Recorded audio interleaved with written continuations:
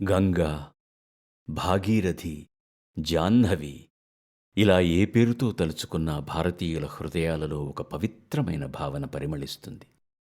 గంగ ఒక పవిత్రమైన నది. అంతకంటే ఎక్కువగా కోట్ల కొలది భారతీయులకు ఒక జీవన ధార.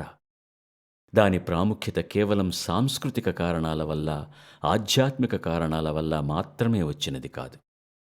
అది మన దేశంలోని 40% ప్రజలకు అన్నానికి ఆధరువు కావడం వల్ల వచ్చింది. గంగ ప్రపంచంలో 5వ అతిపెద్ద నది కూడా. ఇన్ని ఉన్నా ఒక దురదృష్టకరమైన పరిస్థితి గంగతో పెనవేసుకుని ఉంది.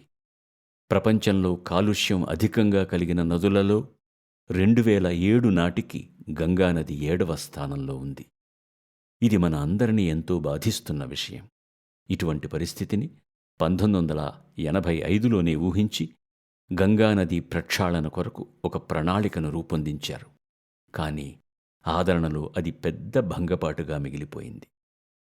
గంగానది యొక్క విస్తృతమైన ప్రాధాన్యతను గుర్తించిన మన భారత ప్రభుత్వం గంగా ప్రక్షాళన కార్యక్రమాన్ని ఆర్థికపరమైన ప్రాముఖ్యాలలో ఒకటిగా గుర్తించింది.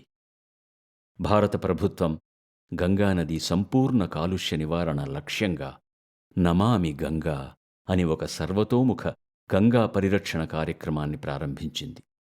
భగీరథుడు భూమి మీదికి తెచ్చిన గంగానది యొక్క పరిశుద్ధతను, పవిత్రతను కాపాడడానికి ప్రజలందరూ భగీరథులు కావలసిన అవసరం ఎంతైనా ఉంది.